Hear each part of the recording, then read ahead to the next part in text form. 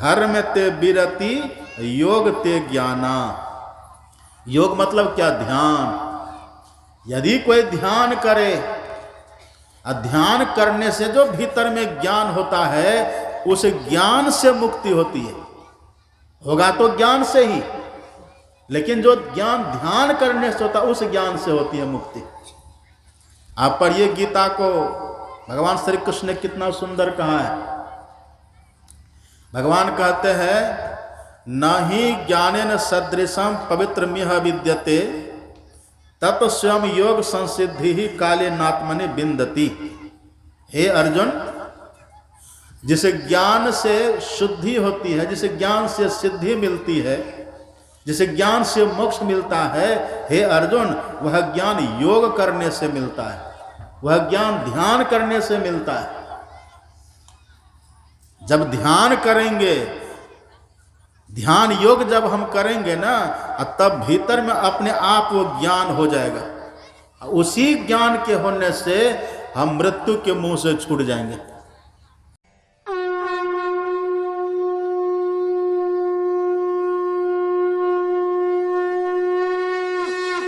अभी के पाठ में 3 बातें मुख्य हैं। एक बात तो भगवान शंकर हैं, दूसरी बात ब्रह्मा जी हैं, और तीसरी बात मुमुक्षु। भगवान शंकर ने कहा, तस्माद् ज्ञानम च योगम च मुमुक्षुर दृढ़म अभ्यसेत। मुमुक्षु, मुमुक्षु भगवान शंकर और ब्रह्मा जी, ये 3 बातें हैं। तीनों बातों को खूब बढ़िया से समझना है। ब्रह्मा जी किनको कहते हैं? ब्रह्मा जी कहते हैं जन्म देने वाले देवता को। हम लोग जब ही यहाँ मनुष्य शरीर में बैठे हुए हैं, मानव तन में बैठे हुए हैं, मानव तन में है, जन्म जो हम लोगों का हुआ है, हम लोगों को जन्म देने वाले हैं ब्रह्मा जी, अथवा सबको बनाने वाले हैं ब्रह्मा जी। लेकिन सब दिन रहेंगे तो नहीं। जो जन्मते हैं वो मरते भी हैं, जो उगता है वो डूबता भी है, जो फूलता है वो कुमलाता भी है। तो हम लोगों का जन्म हुआ है तो मृत्यु भी ध्रुव निश्चित है। तो जन्म देने वाले हैं ब्रह्मा जी, और मृत्यु देने वाले हैं भगवान शंकर। भगवान शंकर मृत्यु के देवता हैं, और ब्रह्मा जी जन्म के देवता हैं। और जन्म मृत्यु के चक्र में पड़े हुए कौन हैं? आप और हम पड़े हुए हैं। जितने जीव हैं, ये सभी जीव देह के बंधन में पड़कर जन्म मृत्यु का दुख भोग रहा है। कल भी मैंने कहा था, याद होगा आपको, हम लोगों को सदगुरु महाराज जी ने रटा दिया है। सबसे बड़ा दुख क्या है? अपने सदगुरु महाराज जी कहते हैं, आवागमन सम दुख दो जा है नहीं, जग में कोई, इसके निवारण के लिए प्रभु भक्ति करनी चाहिए। आवागमन का अर्थ क्या होता है? आवा मतलब आना, मतलब जन्म, अर्थात ब्रह्मा जी, ये काम है ब्रह्मा जी का। और गावा मतलब जाना, अर्थात मरण, ये काम है शंकर भगवान का। ये जन्म मरण से जो छूटने की बात है, इसके निवारण के लिए जो निवारण की बात है, छूटने की बात है, उसी को कहते हैं मुक्ति। ये मुक्ति की इच्छा जिनके भीतर होती है, उसी को कहते हैं मुमुक्षु। जिनके भीतर मोक्ष की इच्छा हो, जिनके भीतर मुक्ति की इच्छा हो, जो मृत्यु से छूटना चाहे, उसी को कहते हैं मुमुक्षु।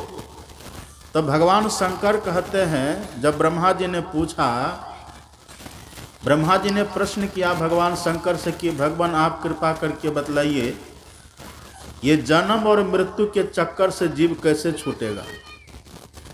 याद है ना, कल हम सुनाए थे, सभी दुखों की जड़ है यही जन्म मृत्यु।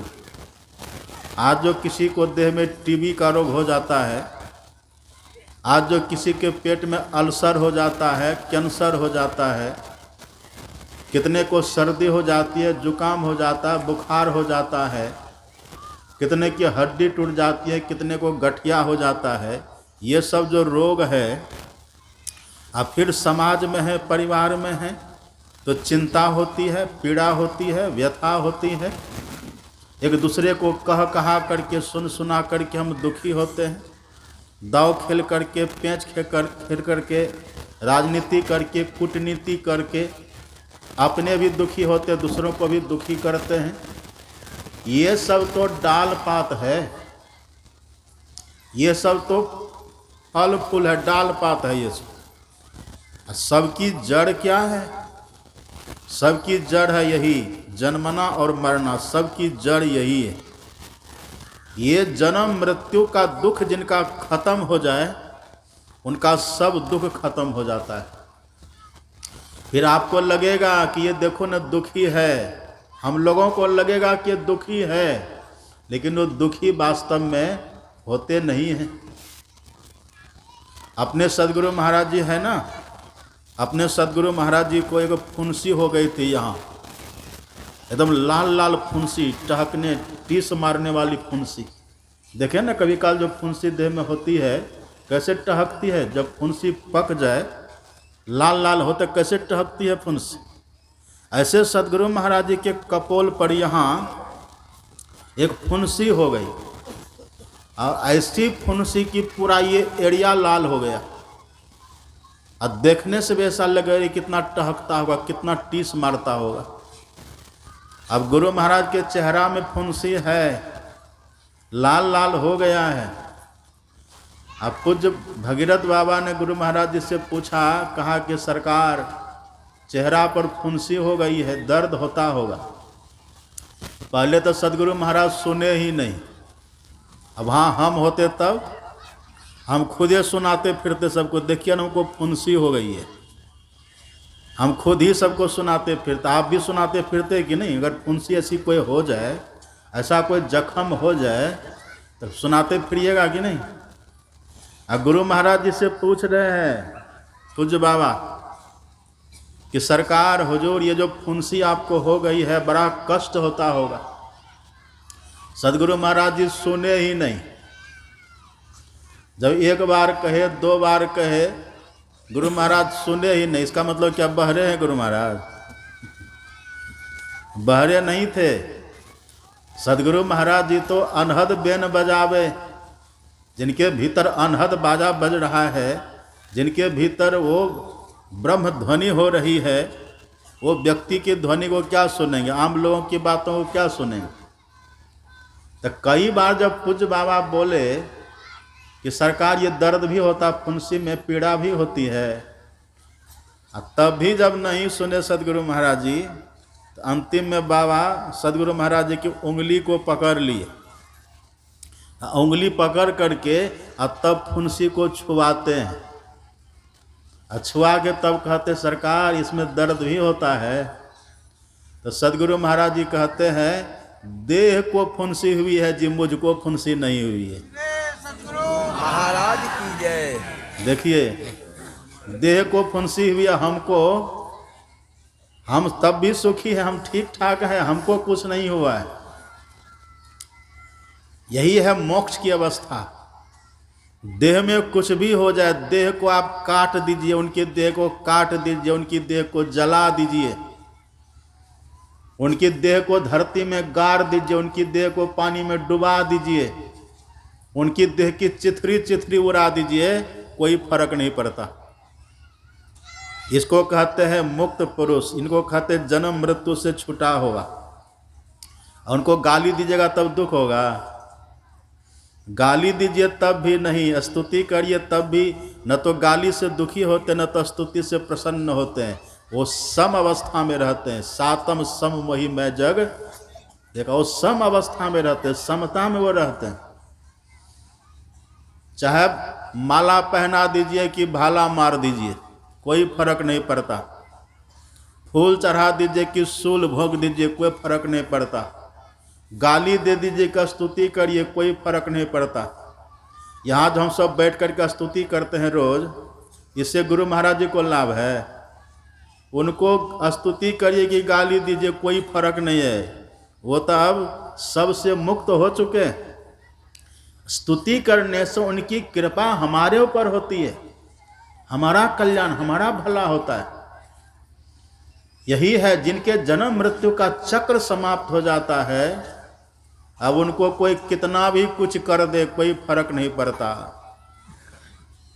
आशिक मस्त फकीर भया जब क्या दिलगिरी पन मन में, कोई पूजत फूलन मालन से सब अंग सुगंध लगावत है, कोई लोक निरादर कार्य करे मग धूल उड़ावत है तन पे। अब कोई फर्क नहीं पड़ता। यही है, अभी हम लोग जरा सा कुछ होता है उब जाते हैं, टेंशन में आ जाते हैं, तनाव में आ जाते हैं, हम भड़क जाते हैं, हम प्रतिशोध की भावना से भावित हो जाते हैं, काम हमको बदनाम कर देता है, क्रोध अबोध कर देता है, मोह हमको बेसोह कर देता है, लोभ क्षोभ पैदा कर देता है। क्यों? क्योंकि अभी हम जन्म मृत्यु के चक्कर में हैं, अभी बंधन में पड़े हुए हैं, इसीलिए ऐसा होता है। तो ब्रह्मा जी ने पूछा कि भगवान, जो इससे छूटना चाहते हैं, जो मुमुक्षु है, मुमुक्षु मतलब जो जन्म मृत्यु से छूटना चाहते हैं, जो सभी दुखों से छूटना चाहते हैं, जो जन्म मृत्यु से छूटना चाहते हैं, उसको करना क्या चाहिए? सीधा और सीधा समझिए ना, तो ब्रह्मा जी कहते कि भगवान मैं जन्म देता हूँ सबको और आप मारते हैं, तो आप और मेरे पचरा से बंधन से कैसे छूटेगा? और दोनों में कष्ट होता है कि ना, आप जानते हैं ना, जन्मने में भी कष्ट होता है और मरने में भी कष्ट होता है, दोनों में भयंकर कष्ट होता है। जन्मत मरत दुसह दुख होई, बहुत कष्ट होता है। पुनरपि जननम पुनरपि मरणम और पुनरपि जननी जठरे से न, बड़ा कष्ट होता है। पहले भले कह दीजिए कि हमको अब मरने से डर नहीं है, मरने से दुख नहीं है, लेकिन जब मृत्यु का क्षण आता है न, हिल जाते हैं व्यक्ति। जब मृत्यु की घड़ी आती है न, बड़े बड़े कांप जाते हैं। ये मृत्यु बहुत खतरनाक होती है, मृत्यु से सबको डर लगता है। अब कोई सोचे कि चतुराई करके हम मृत्यु से बच जाएंगे, संभव है? ये देखिए, भगवान शंकर मारने वाले हैं, भगवान शंकर काल पुरुष हैं, भगवान शंकर मृत्यु देवता है। तो मृत्यु देवता खुद ही बता रहे हैं कि यदि मेरे पचरे से बचना हो, मेरी पकड़ से बचना हो, मेरे त्रास से बचना हो, मेरे द्वारा दुख देने से बचना हो, भगवान शंकर उपाय बताते हैं। अपने मन से कोई सोचे कि बचेंगे तो बच जाएगा? काल से बचना बड़ा कठिन है, काल बड़ा बलवान है। काल गति बलवान साधो, काल गति बलवान रे। अब बड़े बड़े पृथ्वी के योद्धा प्रियव्रत सगर समान रे, लेकिन जो विकारों को जीत लेते हैं मृत्यु के पहले, वो मृत्यु पर ही विजय प्राप्त कर लेते हैं, वो मृत्यु को ही जीत लेते हैं। वो जब तक चाहे संसार में रहते हैं, जब चाहे संसार से तब जाएंगे। देह में भले कोई रोग हो जाए, कुछ भी हो जाए, कोई फर्क उनको नहीं पड़ता।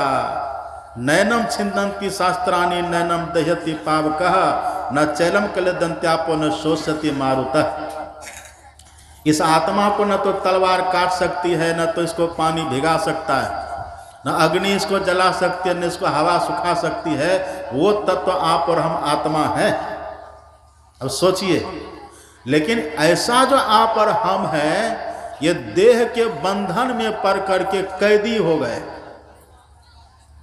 हम बंदी की तरह हो गए। अपने सदगुरु महाराज जी कहते हैं ना, पदावली में हम लोग भजन गाते हैं, अपने सदगुरु महाराज जी कहते हैं, काया दुर्ग दुखद बंदी खाना, जले अग्निया में दुख। ये शरीर क्या है? ये बंदी खाना, जेल की तरह। ऐसे में तरह तरह का दुख होता रहता है। संस्कृति संताप से कांप रहे, भव भौर भ्रमत जीव हाँप रहे। तिन्हें ढांढस दे समुझाए कहे गुरु नाम सुमर सत संतों ने।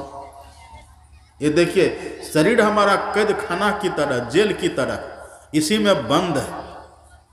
कभी क्या होता है, कभी क्या होता है, कितने तरह का रोग शोक आदि व्याधि क्या क्या होते रहता है। अब फिर जन्म मृत्यु का अपार दुख झेलना पड़ता है। तो ब्रह्मा जी ने पूछा, शांति से बैठिए सब, ये काहे गप कर रहे हैं आगे बैठ के, शांति से बैठिए सब, मेरी तरफ देखिए, इधर सब इधर देखिए मेरी तरफ। अब कुछ बोलिए मत बीच में, मौन होकर के रहिए, मन ही मन जप करिए, बिल्कुल मौन व्रत लेकर के रहिए। ये देखिए, ब्रह्मा जी ने पूछा कि शंकर भगवान, मैं जन्म देने वाला हूं सबको, आप मारने वाले हैं सबको, तो कृपा करके बताइए ये जन्म मृत्यु के दुख से जीव कैसे छूटेगा? ये सभी दुखों से, आदि व्याधियों से जीव कैसे छूटेगा? तब भगवान शंकर ने जो उत्तर दिया है, भगवान शंकर कहते, हे ब्रह्मा जी, जिनके पास योग और ज्ञान, जिनके जीवन में योग और ज्ञान ये दोनों रहेगा और दोनों का जो आचरण करेगा, वही मृत्यु के मुंह से छूट सकता है, वो छूट सकता है। जिनके पास योग भी हो और जिनके पास ज्ञान भी हो। एक बात और ध्यान से सुनिएगा, बहुत ध्यान से सुनिए। देखिए, हम लोग जो बंधन में है ना, हम लोगों को किसी ने बांधा नहीं है, ये बात तो जान ही लीजिए। हम लोग अपने से बंध गए। कैसे बंधे हैं? इस देह में कोई हम लोगों को बांध करके नहीं रखा है, हम लोग अपने से बंध गए। कैसे बंध गए हैं? आप पढ़िए रामचरितमानस को, उसमें गोस्वामी तुलसीदास जी कहते हैं, ईश्वर अंश जीव अविनाशी, अचेतन अमल सहज सुख राशि, असो माया बस भयो गुसाई, बंध्यो कीर मरकट की नाई। सो माया बस भयो गुसाई, बंध्यो कीर मरकट की नाई। बंध्यो मतलब क्या? अपने से हम बंध गए, हमको इस देह में कोई बांध करके नहीं रखा है, हम अपने से बंधे। अपने से कैसे बंधे हैं? तो जैसे बंदर बंध जाता है, जैसे बंदर बस हो जाता है, जैसे बंदर मदारी की पकड़ में आ जाता है ना, ऐसे आप और हम इस देह में बंधन में अब मृत्यु की पकड़ में अपने से हो गए। अब कभी देखे बंदर कैसे पकड़ता है मदारी? कभी देखे हैं कोई बंदर को मदारी पकड़ता कैसे है? आप देखिएगा, हम सब देखे हैं वहाँ हरिद्वार जंगलों में बहुत बंदरों का झुंड। आप देखिएगा, जो मदारी होते हैं ना बंदर पकड़ने वाले, वो अपने पास एक सुराही रखता है। सुराही एक मिट्टी का घड़ा टाइप का होता है, घड़ा नुमा, उसका मुंह बहुत पतला। सुराही जो गर्मियों में पानी पीते हैं ना आप रख के, सुराही, उसको क्या बोलते हैं इधर? सुराही बोलते हैं। अब बतक्कर सब उसको कहते हैं इंडियन फ्रीज, मतलब पानी रखे एकदम बिल्कुल ठंडा, गर्मियों में फ्रिज वाला काम कर देता है। तो वो जो सुराही होती है ना, तो जो बंदर पकड़ने वाले मदारी होते हैं, वो जाते हैं जहां बंदरों का झुंड होता है, वहां सुराही ले लेंगे। अब वहां जाकर के सुराही को धरती में आकंठ, मतलब मुंह तक उसको धरती में दबा देते, गला देते हैं, और थोड़ा सा मुंह ऊपर में खुला हुआ छोड़ देते हैं। ऊपर से मुंह खुला हुआ रहता है, बिल्कुल नीचे सब दबा देता है। अब मिठाई लेकर के जाता है मदारी, पहले तो बाहर में जहां तहां छिड़क देता है, एक बड़ी सी मिठाई लेकर के उस सुराही के भीतर डाल देता है। अब बंदर को तो मिठाई की खुशबू लगती है, वो खुशबू सूंघ करके सूंघते सूंघते बंदर वहां आता है, झुंड बंदरों का वहां आता है। तो पहले तो बाहर की सब मिठाइयों को चुन चुन करके बंदर खाता है, और वो खाने के बाद फिर भी खुशबू आती है। अब सुराही के भीतर झांक करके वो बंदर देखता है। अब जैसे भीतर झांका तो देखता रे एक मिठाई तो वहाँ भी रखी हुई है। अब बंदर क्या करता है, अपना हाथ उस सुराही में डालता है मिठाई को लेने के लिए। इधर से तो सीधा हाथ डाला, और जैसे मिठाई को बंदर पकड़ता हो तो मुट्ठी बंध गई। और सांकड़ा, सुराही का मुंह है सांकड़ा, इधर से तो सीधा हाथ था तो हाथ चला गया। अब जैसे मिठाई को पकड़ करके मुट्ठी बंदर बांधता है, अब जो हाथ को खींचता है तो हाथ उसका फंस जाता है। कैसे फंसा, कैसे फंस गया, सुन रहे कि ना आप लोग? पंडाल में है ना साहब? मिठाई को जो पकड़ लिया ना तो मुट्ठी बंद गई ना, और सुराही का मुंह सांकड़ा है, अब हाथ उसका निकल ही नहीं पा रहा है। लेकिन बंदर को भ्रम क्या हो जाता है कि किसी ने इसके भीतर मेरे हाथ को पकड़ लिया।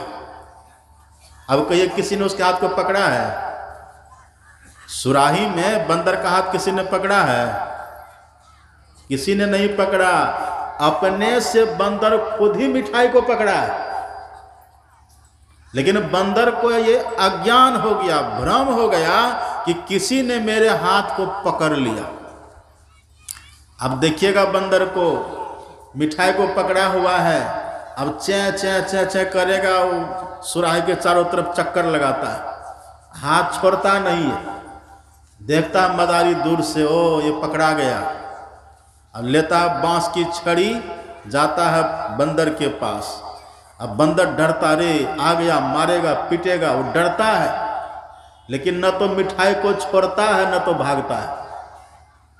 मदारी आकर के बांस की छड़ी लाता है, मार मार करके बंदर को पस्त कर देता है। अब भागता रहता बंदर, अब पीटता रहता है। और जब पीट पीट करके बंदर को थका देता है, बंदर थक जाता, देख लेता कि अब हम भाग नहीं पाएंगे, तब बंदर शांत हो जाता है। और तब मदारी रस्सी की फसरी बना करके उसके गला में डाल देता है। और तब सुराही को फोड़ करके उसका हाथ निकालता है, और तब भी मिठाई को नहीं छोड़ता है। उसी मिठाई की लालच में, लोभ में बंदर पकड़ा है मिठाई को, और उसको भ्रम ये हो गया कि किसी ने हमको पकड़ लिया। सुराही फोड़ करके मदारी बंदर के हाथ को निकाल देता है, और फिर भी बंदर मिठाई को नहीं छोड़ता है। तब वो मदारी क्या करते हैं, वही छड़ी लेता है, बांस की छड़ी, लिलहुआ, इसको लिलहुआ न बोलते हैं, ये ऐसे मिठाई पकड़ा रहता है, एक छड़ी मारता है इसके ऊपर। जैसे यहाँ छड़ी की प्रहार होती है, बस भक्त से छोड़ देता है। अब कहिए बंदर को किसी ने पकड़ा था? कोई नहीं पकड़ा है बंदर को। बंदर अपने से मिठाई को पकड़ लिया और अपने से बंधन में पड़ गया। जिस तरह से बंदर अपने से मिठाई को पकड़ लिया, उसी तरह से आप और हम अपने से विषय को पकड़ लिए, विषय रूपी मिठाई को पकड़ लिए। सुन रहे बात? सुन रहे कि सो रहे? आंख खोल के बैठिए सब, यही देखिए बात। हम विषय रूपी मिठाई को पकड़े। अब विषय है कितना? 5 प्रकार का विषय होता है, सब कोई जानते हैं। एक विषय है जो आंख से हम ग्रहण करते हैं, उसको कहते हैं रूप। एक विषय है जिसको हम कान से ग्रहण करते हैं, उसको कहते हैं शब्द। एक विषय है जिसको नाक से ग्रहण करते हैं, उसको कहते हैं गंध। एक विषय है जिसको हम जीभ से ग्रहण करते हैं, उसको कहते हैं रस। और एक विषय है जिसको चमड़ा से स्पर्श ग्रहण करते हैं, उसको कहते हैं स्पर्श। ये रूप, रस, गंध, शब्द, स्पर्श, ये 5 विषय। इसी 5 विषयों के पीछे रात दिन आप और हम जो पड़े हुए हैं ना, यही है उस मिठाई की तरह। यही मिठाई को जो हम पकड़े हुए हैं, इसीलिए हम मृत्यु के बस हो गए, मृत्यु के अधीन हो गए, हम माया में फंस गए। अब आप विचार कर लिए होंगे ये बंधन कैसे हमको लगा। ये जो बंधन हमको लगा कैसे लगा, बंदर की तरह। अब बंदर को बंधन कैसे लगा था, किसी ने पकड़ा नहीं था बंदर को, बंदर अपने से पकड़ लिया। तो जब अपने से बंदर पकड़ लिया तो अपने से बंदर क्यों पकड़ा, कारण क्या था? कारण ये था कि बंदर को ज्ञान नहीं है। यदि ये ज्ञान बंदर को हो जाता ना कि हमको कोई पकड़ा नहीं, हम खुद मिठाई को पकड़ लिए हैं, उसी समय बंदर मुक्त हो जाता। तभी बंदर मदारी की पकड़ से छूट करके भाग जाता। लेकिन ये ज्ञान जो बंदर को नहीं हुआ है, इसलिए वो बंदर उस मदारी के बस हो गया। ठीक इसी तरह से गोस्वामी तुलसीदास जी कहते हैं, आप और हम जो जीवात्मा है ना, ये आप और हम जीवात्मा अज्ञान के वशीभूत होकर के विषयों को जो पकड़े हुए हैं ना, इसीलिए बंधन है। ये ज्ञान जिसको हो जाए, ये बोध जिसको हो जाए कि विषय हमको नहीं पकड़ा है, हमने विषय को पकड़ा है, उसी क्षण हम मुक्त हो जाएंगे, उसी क्षण हम जन्म मृत्यु के चक्र से छूट जाएंगे। लेकिन ये ज्ञान कब होगा? अभी जब आप सत्संग सुन रहे हैं ना, आपको लगता है कह रहे ये तो हम जान ही गए, लेकिन ये वाला ज्ञान से नहीं होगा। ये वाला ज्ञान से हम मृत्यु की पकड़ से नहीं छूटेंगे।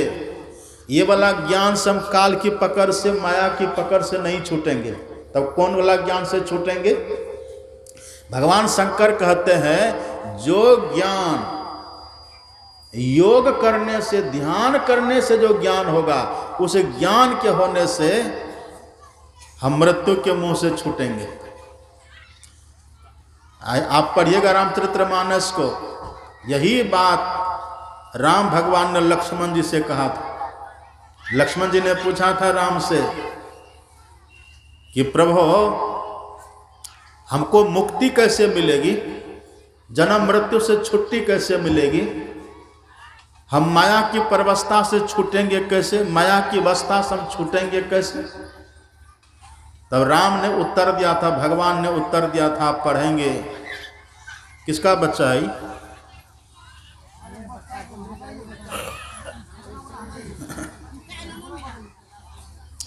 ध्यान से सुनिए इधर। वक्ता गए कह, श्रोता गए बह, तब नहीं होगा। सुनिए ध्यान से। श्री सद्गुरु महाराज की जय। अब देखिए, ये बोध यदि हो जाए, लेकिन ये बोध कैसे होगा? हे राम भगवान ने उत्तर दिया। राम भगवान ने कहा, लक्ष्मण सुनो, धर्म ते विरति, धर्म ते विरति, अजोग ते ज्ञाना, अज्ञान मोक्ष प्रद। देखिए एकदम साफ लिखा हुआ है, ज्ञान मोक्ष प्रद वेद बखाना। हे लक्ष्मण, वेद में वर्णन है, वेद में लिखा हुआ है कि ज्ञान से मोक्ष मिलेगा। क्यों? क्योंकि बंधन हुआ है अज्ञान से। यदि बंदर को अज्ञान नहीं होता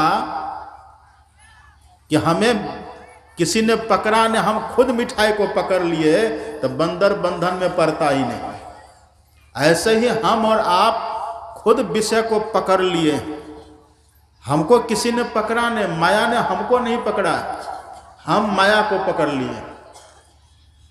एक बार नारद जी गए थे बैकुंठ, नारद जी गए बैकुंठ, तो विष्णु भगवान ने कहा, कहो नारद ठीक ठाक हो ना?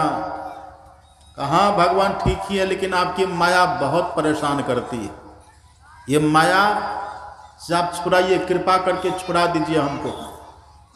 तो भगवान तो कौतुकी, विष्णु भगवान मजाकिया, विनोद कौतुकी। तो भगवान विष्णु गए, एक कदम का पेड़ था, वहीं कदम के पेड़ को जोर से पकड़ लिए, और नारद जी से कहता, अरे नारद देखो छुड़ा, मुझे पेड़ ने पकड़ लिया, मुझे पेड़ ने पकड़ लिया, छुड़ाओ छुड़ाओ। नारद जी कहता आप भी मजाक करते हैं भगवान, एक कदम के पेड़ को आपने पकड़ा है और आप कहते पकड़ लिया, छोड़ दीजिए, छूट जाइएगा। भगवान विष्णु ने कहा कि नारद इसी तरह से तुमने माया को पकड़ा है, माया ने तुमको नहीं पकड़ा, तुमने पकड़ा है, छोड़ दो, छूट जाओगे। लेकिन छोड़ना इतना आसान है, ये ज्ञान जब हो जाए तब। ये ज्ञान कब होगा? वही राम भगवान कहते हैं धर्म ते विरति योग ते ज्ञाना। योग मतलब क्या? ध्यान। यदि कोई ध्यान करे, ध्यान करने से जो भीतर में ज्ञान होता है उस ज्ञान से मुक्ति होती है। होगा तो ज्ञान से ही, लेकिन जो ज्ञान ध्यान करने से होता है उस ज्ञान से होती है मुक्ति। आप पढ़िए गीता को, भगवान श्री कृष्ण ने कितना सुंदर कहा है। भगवान कहते हैं न ही ज्ञानेन सदृशम पवित्रमिह विद्यते तत् स्वयं योग संसिद्धि ही काले नात्मनि बिंदति। हे अर्जुन, जिसे ज्ञान से शुद्धि होती है, जिसे ज्ञान से सिद्धि मिलती है, जिसे ज्ञान से मोक्ष मिलता है, हे अर्जुन वह ज्ञान योग करने से मिलता है, वह ज्ञान ध्यान करने से मिलता है। जब ध्यान करेंगे, ध्यान योग जब हम करेंगे ना, तब भीतर में अपने आप वो ज्ञान हो जाएगा। उसी ज्ञान के होने से हम मृत्यु के मुंह से छूट जाएंगे। वही शंकर भगवान कहते हैं योग हीनम कथम ज्ञानम मोक्षदम भवती भो। आप योग करते नहीं है, ध्यान करते नहीं है, अब बहुत ज्ञान आपको पढ़ने लिखने से हो गया तो इससे मुक्ति मिलेगी? कभी नहीं मिलेगी, इससे मोक्ष नहीं मिलेगा। पढ़े 6 शास्त्र 18 पुराण पढ़े, वेद उपवेद आदि अंत को जाना है, गीता रामायण श्रुति स्मृति पढ़े, सांख्य योग न्याय आदि दर्शन भी जाना है बनाना छंद सौठा चौपाई को, और जाना है राग ध्रुपद भैरवी का गाना है। इतना जो जाना है, खाक धूल छाना है, जाना है वही जिन आत्म निज पहचाना है। अपनी जब पहचान होगी, अपना आत्मज्ञान जब होगा, उसी आत्मज्ञान से मृत्यु से छुट्टी, मृत्यु से मुक्ति होती है। यही है योग का ज्ञान, ज्ञान का ज्ञान। तो शंकर भगवान कहते हैं ब्रह्मा जी, यदि मुमुक्षु है, कोई मोक्ष की इच्छा है, मृत्यु से दुखों से छूटना चाहता है ना, वो जान करके समझ करके जुक्ति जान करके योग करे, योग करे, तब वो छूट जाएंगे। अब सुनिएगा ध्यान से, वहीं पर माता पार्वती भी बैठी हुई थी। माता पार्वती बैठी थी वहीं पर। पार्वती माता भगवान शंकर से पूछती है कि भगवान कृपा करके बतलाइए, जो योग करने से मुक्ति देने वाला ज्ञान होगा वह योग है क्या? उस योग की परिभाषा दीजिए। आप पढ़ेंगे, माता पार्वती का मानो एक प्रश्न है, हे भगवान आप जो कहते हैं कि योग करो, योग से ज्ञान होगा, अज्ञान से मोक्ष होगा, ज्ञानान मोक्ष मवाप्नोति, ज्ञान से मोक्ष होगा, तो भगवान कैसा योग करे जो योग करने से वो मोक्षप्रद ज्ञान होगा, ये बतलाइए। पार्वती माता ने प्रश्न किया है। तब भगवान शंकर ने उत्तर दिया, आप पढ़ेंगे। शंकर भगवान ने कहा कि सुनो देवी, श्लोकार धंतुम प्रवक्ष्यामि यदुक्तम तत्वदर्शी भी। हे देवी, जो बड़े बड़े तत्वदर्शियों ने कहा है ना, किस योग से ज्ञान मोक्षप्रद ज्ञान होता है, उस योग को मैं तुमको आधे श्लोक में सुना देता हूं। जो बड़े बड़े तत्वदर्शियों ने कहा है, जो वेदों में लिखा है, पुराणों में लिखा है, जो बड़े बड़े संत भगवंत कहते हैं, हे देवी उसी योग की बात को मैं आधा श्लोक में तुमको सुनाता हूं। कहा सुनाइए। तब शंकर भगवान ने कहा कि देवी सर्व चिंता परित्यागो सर्व चिंता परित्यागो निश्चिंतो योग उच्यते। सर्व चिंता परित्यागो निश्चितम योग उच्यते। ये भगवान शंकर के मुंह से निकला हुआ है। सुन रहे ना बात? कौन बोल रहे हैं ये बात? भगवान शंकर बोल रहे हैं। भगवान शंकर कहते हैं, हे देवी, सभी चिंताओं को छोड़ करके एकदम निश्चिंत हो जाना ही योग है, जिससे ऐसा ज्ञान मिलता है जो मोक्ष देने वाला होता है। अब ये क्या बात हुई? सभी चिंता को छोड़ दे और निश्चिंत हो जाए। अच्छा, निश्चिंत का मतलब क्या होता है? निश्चिंत का अर्थ क्या होता है? निश्चिंत का अर्थ होता है, निश्चिंत मतलब चिंतन समाप्त हो जाए, किसी तरह का चिंतन मन में नहीं रहे, किसी तरह का चिंतन चित्त में नहीं रहे, उसी को कहते हैं निश्चिंत। बिना चिंतन का रह जाना, बिना चिंतन का हो जाना। अब कहिए, आपका मन कभी निश्चिंत होकर के रहता है? रहता कभी? अभी तो लोग अपने यहाँ कुर्सी पर बैठे रहते हैं, पलंग पर बैठे रहते हैं। लोग पूछते हैं कैसे हैं, कहते हम निश्चिंत हैं। आप निश्चिंत हैं? निश्चिंत हैं आप? निश्चिंत का मतलब क्या? कोई चिंतन न हो मन में, चित्त में कोई चिंतन न हो। कहिए, मन स्थिर होकर रहता है? कभी मन स्थिर होकर के नहीं रहता।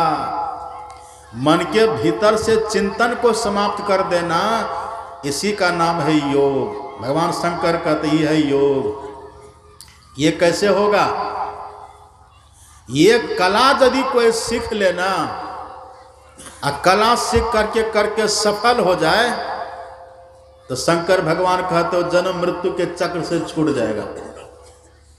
श्लोकार्धंतु प्रवक्ष्यामि यदुक्तम तत्त्वदर्शी भी सर्व चिंता परित्यागो निश्चिंतो योग उच्यते।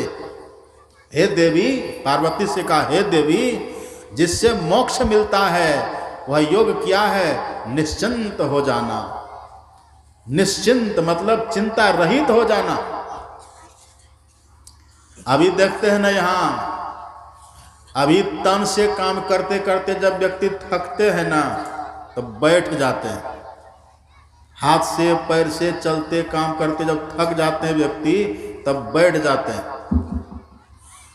अब बैठ गए, तन थका, बैठ गए। अब वाणी से काम करते, कहते ये कर लो वो कर लो। नौकर को अढ़ाते हैं, अपने पुत्र पुत्री को अढ़ाते, थोड़ा ये कर लो थोड़ा वो कर लो। अपना जब करते करते थक गए, आप तन को बैठा दी, अब वाणी से काम कर रहे हैं। वाणी भी थकती है कि नहीं? बोलने में भी एनर्जी लॉस होता है, बोलने में भी हरासमेंट होता है। लोग बोलते बोलते भी थक जाते हैं, और जब बोलते बोलते थक जाते हैं ना, तब वाणी भी मौन हो जाती है, लेकिन भीतर ही भीतर मन काम करता रहता है। वाणी से बोलते नहीं है, लेकिन मन में होता है कि ये काम करना है वो काम करना है, यहाँ जाना है वहाँ जाना है, इनसे मिलना है उनसे मिलना है। ये चलता रहता है कि नहीं मन में? तन देखिए, तन काम करते करते थक गया तो तन को बैठा दिए। वाणी से बोलते बोलते आप थक गए तो वाणी से मौन हो गए। लेकिन आज तक कभी मन थका है? आज तक मन थकता कि नहीं का? मन नहीं थकता। मन नहीं पकड़ा जाए बहादुर जवान है, करत रहे खुरखुंद बड़ा शैतान है। ऐसा यार हरि बसत इस हलक में, अरे हारे पलटू उड़ता कोस हजार पंख बिनो पलक में। मन कहाँ कहाँ उड़ता रहता है। अब मन ही तो बंधन का कारण है। मन एवं मनुष्यानाम कारणम बंध मोक्षयो चेता खलवस्य बंधाय मुक्त चात्मनो मतम। ये चित्त और मन ही तो बंधन का कारण है। ये मन कभी स्थिर होकर के रहता है? नहीं रहता है। एक जगह भगवान बुद्ध ऐसे सत्संग कर रहे थे, बड़ी भीड़ थी। भगवान बुद्ध प्रवचन कर रहे थे, गर्मी का समय था। एक छोटा सा बच्चा पीछे हाथ में पंखा लेकर के हवा कर रहा है और सोच भी रहा है कि देखिए भगवान बुद्ध का सत्संग कितना दिव्य, कितनी भीड़, कितने लोग आके बैठ के सुन रहे हैं। अभी तो मैं अकेला हूँ ना, अकेले सत्संग में आता हूँ। अभी तो मैं छोटा हूँ, बच्चा हूँ, अकेला हूँ, अकेले आता हूँ। जब मैं बड़ा हो जाऊंगा ना, मेरा विवाह होगा, मेरी पत्नी घर आएगी, तो पत्नी को भी सत्संग में लाऊंगा। मने मन सोच रहा है, पंखा झेल रहा है। अब सोचते सोचते बच्चा सोच लिया कि यदि ऐसे पत्नी सत्संग में नहीं आएगी तो उसको मारूंगा। एक पंखा भगवान बुद्ध को ही मार दे। भगवान ने कहा तू अपनी पत्नी को मार रहा था, पत्नी को मारते मारते मुझे मार दिया। देखिए मन नहीं थकता, मन में चलता रहता है, और जो मन में चलता है ना फिर तन से वो प्रकट हो जाता है। इसलिए भगवान शंकर कहते पार्वती से कि देवी ये मन के मनन को समाप्त करो, मन के चिंतन को, चित्त के चिंतन को समाप्त करो। जब चित्त का चिंतन समाप्त हो जाएगा ना, बस वही हो जाएगा योग। लेकिन चित्त का चिंतन, मन का चिंतन समाप्त कैसे होगा? बहुत ध्यान से सुनिएगा, बस अब थोड़ा सा और बहुत ध्यान से सुनिए। देखिए हम लोगों का जो मन है ना, हम लोगों का मन पांचों विषयों में दौड़ता रहता है। आप पढ़िए ना रामायण में, राम भगवान ने कहा अपनी प्रजाओं को निमित्त बना करके, भगवान कहते हैं नर तनु पाई विषय मन देही।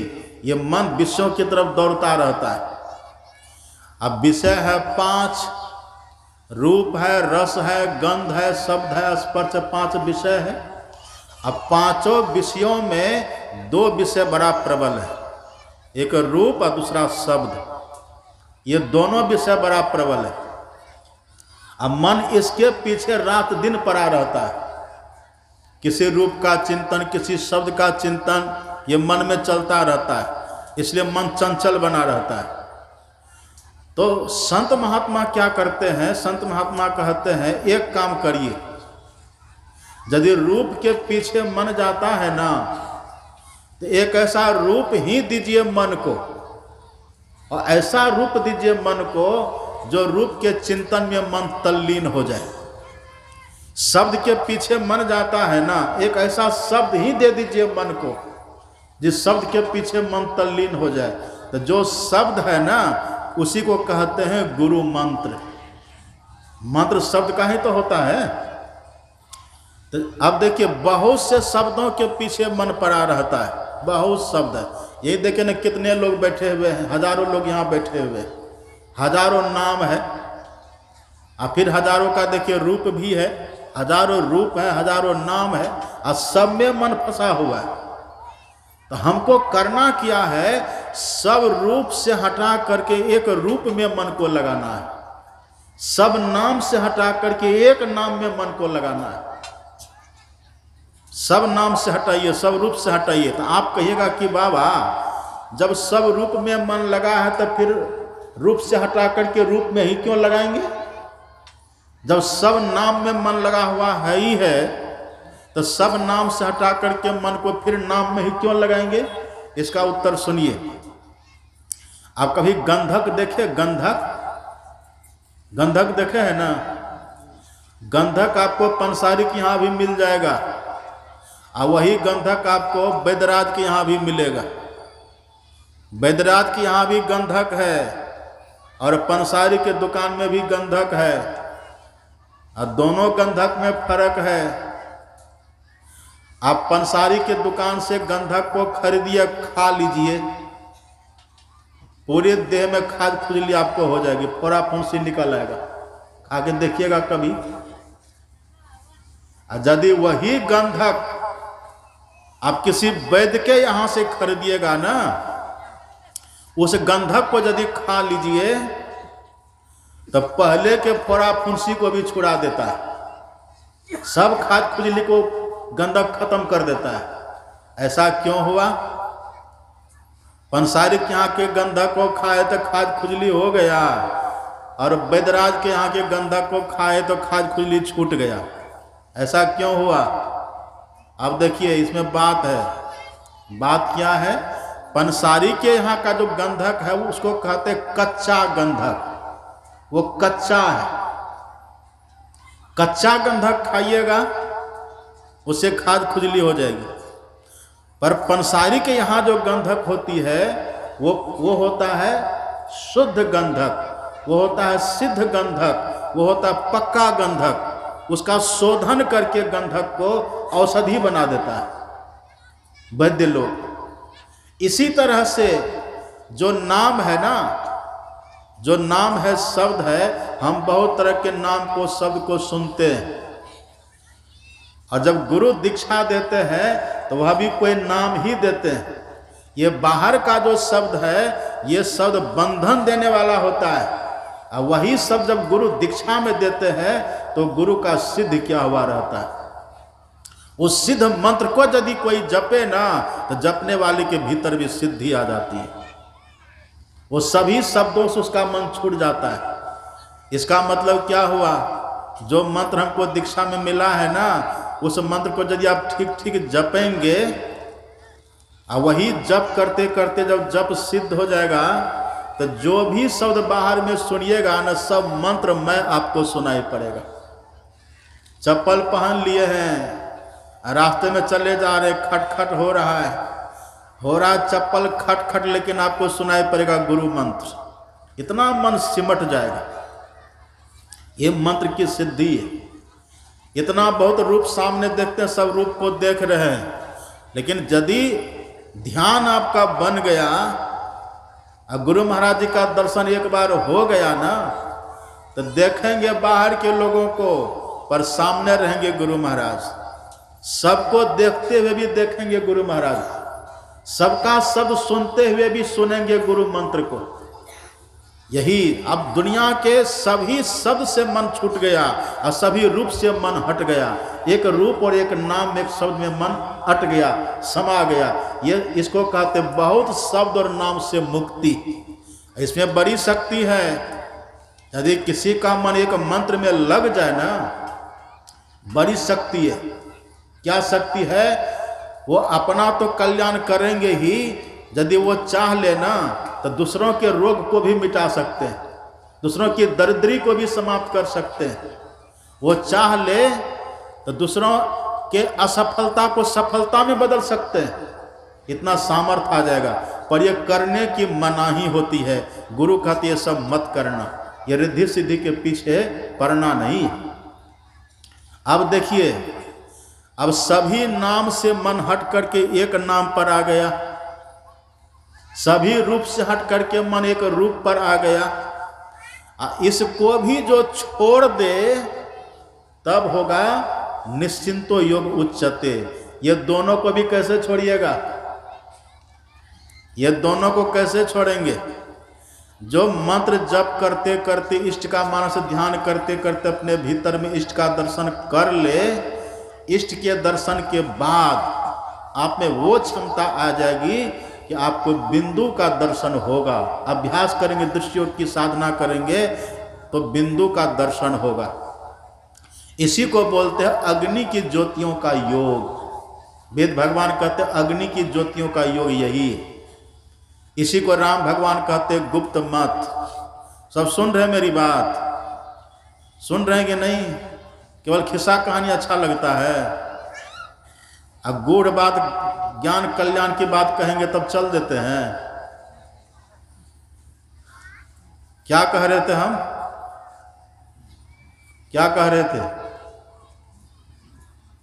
ये दोनों को भी छोड़ना है, तब हो जाएंगे हम निश्चिंत। ये दोनों कैसे छूटेगा? ये दोनों भी सुन रहे थे ना पाठ में, संत गुरु नानक की वाणी। एक दृष्टि करी समसरी जाने, जोगी कहिए सोई। इष्ट का दर्शन यदि भीतर में हो जाए, उसके बाद जब आप दृष्टि योग की साधना करेंगे ना, तब भीतर में बिंदु का दर्शन हो जाएगा। अब बिंदु का दूसरा नाम क्या है? बिंदु का दूसरा नाम है शून्य। और शून्य का अर्थ क्या होता है? शून्य का अर्थ होता है जहां कुछ भी नहीं है। शून्य मतलब खाली। यही हो गया खाली, मतलब बिना चिंतन के हो गए। अब वहां मन की चंचलता समाप्त, मन का भागदौड़ समाप्त, मन की चंचलता समाप्त। शून्य ध्यान सबके मन माना, और तुम बैठो आत्म स्थाना। शून्य ध्यान से मन मान जाता है। बिंदु का दर्शन जैसे हुआ, बिंदु की परिभाषा ही है जिसका स्थान हो पर परिमाण नहीं। तो वहां जब मन चला गया तो फिर मन की चंचलता कहाँ रही? मन शांत स्थिर हो जाएगा, मन स्थिर हो गया, यही हो गया निश्चिंत, यही है योग। इसी को कहते हैं दृष्टि योग। एक दृष्टि करी समसरी जाने, जोगी कहिए सोई। और जिनको बिंदु अपने भीतर दिख गया, अब जिनको बिंदु दिखे ना, तो बिंदु के बाद फिर तारा दिखता है। बिंदु चमकी आवे, पांच रंग उगी आवे। अब बिजली छटक अति तेज, सहस्र दल पैठहु रे की। दीपक बरत जोत, अपने भीतर में दीपक का दर्शन होगा आपको। दीपक का दर्शन तो आप बाहर में भी करते हैं, दीपावली में तो करते ही हैं, और रोज अपने घर में दिया जलाते हैं। तब बाहर के दिया के दर्शन से कुछ नहीं होगा। यदि अपने भीतर का दिया एक बार दिख जाए तो क्या होगा? पर ये संत कबीर साहब की वाणी, कबीर साहब कहते हैं, घट घट दीपक बरय, लखै नहीं अंध है, लखत लखत लखी परै, कटे जम फंद है। जम का फंदा कट जाता है। अपने भीतर के दीपक को कोई देखे, जम का फंदा कट जाएगा। वही अपने सदगुरु महाराज जी कहते हैं, दीपक बरत जोत, जगमग तारे होत, चांदनी पूर्ण चंद्र लखत जी जोरावई रे की। सुरत त्रिकुटी चढ़े, सूर्य ब्रह्म देखी अरे, अब बरही अजब ब्रह्म लोक तजिए दसवां द्वारियों रे की। ये सुंदर सुंदर दृश्य देखिएगा। लेकिन संत महात्मा कहते हैं, देखने के चक्कर में ज्यादा मत रहिए। जैसे बिंदु दिखे, बस बिंदु में ही नाद को पकड़ लीजिए। बिंदु में तह नाद का मेला, उलटी के खेल यह खेला। वहीं पर नाद को पकड़ लीजिए, और नाद खींच करके आपको अपने केंद्र में पहुंचा देगा। सूक्ष्म नाद को पकड़िए, कारण में पहुंचा देगा, वहां का शब्द फिर महाकारण में पहुंचा देगा, महाकारण का शब्द फिर कैवल्य में पहुंचा देगा, और कैवल्य का केंद्र है साक्षात परमात्मा, परमात्मा तक पहुंचा देगा। अब जैसे परमात्मा का दर्शन हुआ, तब पर ये अपने सदगुरु महाराज जी की वाणी में, हम लोग के सदगुरु महाराज जी क्या कहते हैं? सदगुरु महाराज जी कहते हैं, निज घर में निज प्रभु को पावे, अति हुलसावे ना, अब मैं ही अस गुरु संत उक्ति, यम त्रास मिटावे ना। यम का त्रास, यम का भय अब सदा के लिए समाप्त, सदा के लिए समाप्त हो गया। यही है योग। तो निश्चिंत हो जाना मतलब मन को शांत कर देना। कैसे होगा? बिंदु ध्यान से। और नाद ध्यान से मन मर जाता है। जब से अनहद घोर सुनी, इंद्री थकित गलित मन हुआ, आशा सकल भुनी। सब आशा समाप्त हो जाती है, मन मर जाता है। और आत्मा, जैसे मन मरा तो बुद्धि भी मर जाएगी। बुद्धि मरी तो अहंकार समाप्त, अहंकार के समाप्त होते चित्त भी खत्म। जैसे सब खत्म हो गया, आत्मा अकेले रह जाती है। अकेले आत्मा को आत्मज्ञान होता है, और आत्मज्ञान होते ही फिर परमात्म ज्ञान, परमात्मा बोध हो जाता है। जीव स्वतंत्र हो जाता है, फिर जन्म मृत्यु का चक्कर समाप्त हो जाता है। यही ज्ञान भगवान शंकर ने दिया। ये ज्ञान यदि किसी के पास हो जाए, वो मुक्त हो जाते हैं। अब आप कहीं तो केवल सुनने की बात है, सुनने की बात है केवल। एक फूल आप लीजिए हाथ में, आप फूल को फेंक दीजिए। फूल को फेंकने के बाद भी खुशबू हाथ में रहती है कि नहीं? फूल की हाथ में हम फूल लिए, फेंक दिए, फिर भी खुशबू रह जाती है। ऐसे ही जो बात हम आपको सुना दिए है ना, भले सब याद आपको नहीं रहेगा, पर संस्कार ये रखेगा, संस्कार रहेगा वहाँ। आप देखिए ना, छोटे छोटे बच्चे को आप देखिएगा, जब किसी बच्चे के मुंह में रोग हो जाता है तो दूध पीना नहीं चाहता है, तो माँ क्या करती है? जबरदस्ती बलात् उसको दूध पिलाती। भले बच्चा को स्वाद नहीं लगे, पर दूध पीने के बाद उसके भीतर वो ऊर्जा पैदा कर देता है। ऐसे ही भले सब बात समझ में नहीं आवे, पर यदि श्रद्धा से सुनिएगा ना तो भीतर जाकर के संत का ज्ञान कल्याण वाला काम कर ही देता है। ये संतों का अमर ज्ञान है। अपनी बातों सुनेंगे तो कोई लोग यहाँ रहेंगे? इतनी शांति जो विराज रहे, क्यों? संतों के ज्ञान में दम होता है। यही ज्ञान भगवान शंकर ने दिया। लेकिन ये ज्ञान एक जन्म की बात नहीं है। करते करते सफलता मिलते मिलते एक दिन ऐसा आता है हम पूर्ण हो जाते हैं। अभ्यास करते करते करत करत अभ्यास ते जरमति हो सुजान, रसरी आवत जाते सिल पर परत निशान। झूठ मूठ खेले सचमुच होए, सचमुच खेले बिरला कोय। जो कोई खेले मन चित लाए, होते होते भइए जाए, हो जाता है।